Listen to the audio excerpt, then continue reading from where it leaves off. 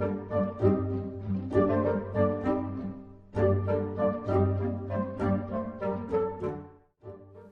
bookworms, welcome back to my channel and to another review, and this would be the last review of the books that I hauled about 2 months ago. If you want to check the others out, I will link both the haul and the reviews down below. So today I will be talking about The Porpoise by Mark Haddon. I finally learned how to correctly pronounce that word, yay me! This author is mostly known for his book The Curious Incident of the Dog at Nighttime, which was extremely popular among youngsters when I was growing up. I remember many kids in my class did book reports on it. However, I really disliked that book. I didn't find it interesting. It was simply not for me.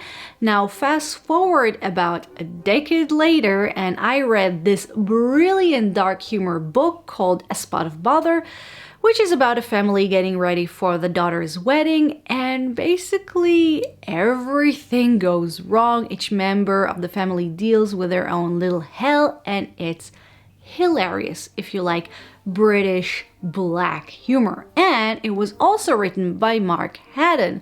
So when I saw this book in the bookstore, I thought it would be interesting to give Mark Haddon another chance. Now, usually when I choose whether to buy a book or read it, I skim the back cover. I want to know the general genre and the feel of the book, but not too much about it.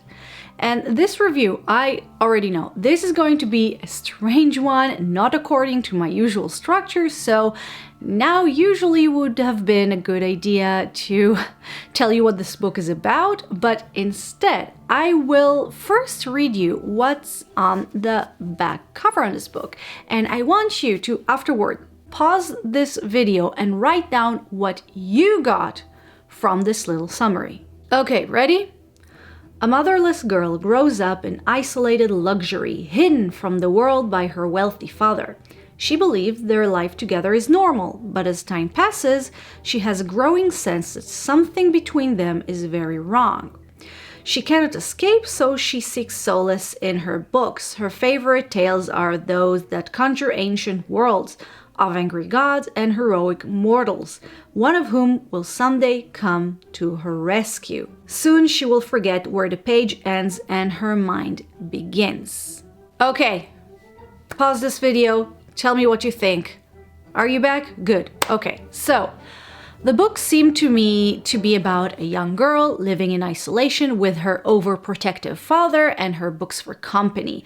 And I got the feeling that maybe something from the book world will pop up in the real world and we'll have some sort of a fantasy here. Boy, was I wrong. If you read the line, "Something is very wrong between them," and thought, oh no, is that sort of wrong between father and daughter? Then you're right. I will say right here and now that this book should come with a huge trigger warning. The mother dies at childbirth. That happens right at the beginning of the book, no spoilers. So the mother dies and the father believes that the daughter is some sort of a reincarnation of her mother, so he sexually abuses her basically from the moment she's born. What a monster. But wait, this book is not even about an abusive, incestuous relationship.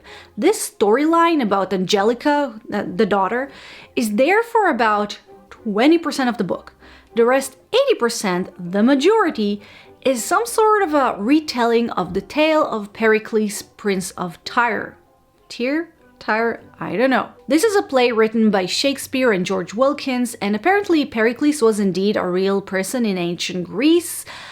Honestly, I googled a little information, but I really couldn't bother getting into details, so if you have more info and want to correct me that it's not actually one play written by two people, but two versions of the same story, I know, and I don't care. But basically, Pericles is a prince and he has his own little odyssey, traveling, he has adventures, he meets different people, he either helps them or fights them, in a nutshell. Guys, this book was a huge chore to read and I really did not like it.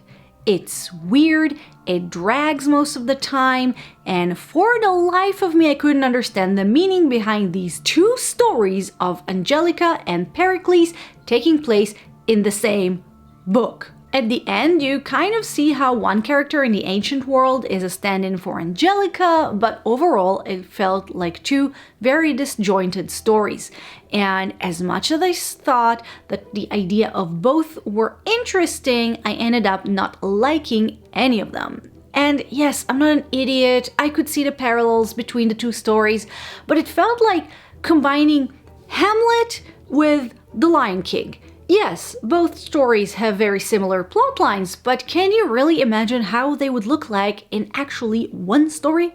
I probably sound very salty right now, so let's have some positives, why not?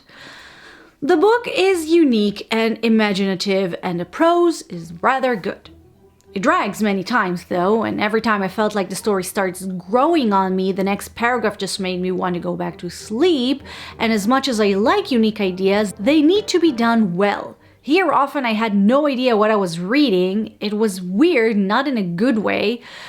To say I was disappointed is an understatement. I was also bored from both a story about adventures and something that can be perceived as true crime. Honestly, I saw a lot of people praising this book, and for me, it felt that they were praising the mere fact that this book's idea is creative and it retells a classic. That's not enough for me. I feel like trying to make sense or make something out of this book just makes a mess out of my train of thought. Therefore, this very review is rather a mess. I even wrote many notes as I was reading this book, but I used very few of them here. Look, if you love retelling of ancient Greek stories, cool, go read Porpoise. If you are interested in a story about an abusive, incestuous relationship and how it affects the victim, how it was dealt with, did the victim get a happy ending, or did she live with her trauma? Or maybe she didn't live, maybe her abuser killed her. Then know that this book is not about that. It does end with Angelica's plotline, and I really didn't like the ending. I felt like Haddon was like, okay, ended the Pericles beat, now I can finish the book. Oh wait, what about Angelica? Well, I'll just write something quick to wrap everything up in 2 pages. And that's it. What else can I say about this book? I really did not enjoy it. I'm not sure I will recommend it for anyone unless, again, you would like to read an odyssey story combined with unrelated stories from different timelines. By the way, did I mention Shakespeare appears as a character? It doesn't go anywhere. Other than that, if you're still interested, I will warn you that this book is dark, it's sad, it's about a young girl whose father rapes her, so that should be obvious. Haddon does try to do Angelica some justice by trying to portray what that sort of life would be like, both in aspects of her not knowing in the beginning that it's wrong and how her father tries to justify it, and both in how so many people know about it and say nothing because he's rich and powerful. But overall, I found this book very uninteresting and disjointed, and that's it. Now I can see if I can donate this book or something because I have precious little space on my bookshelf. Guys, thank you for bearing with me. You are the reason that I finished this book. Wait, is it bad or good? Anyway, thank you for watching this video. I hope you enjoyed it, and if you did, please don't forget to like, share, and subscribe to my channel. Also, let me know if you read this book, what you thought about it in the comment section. Again, guys, thank you very much for watching, and I'll see you next time. Bye bye.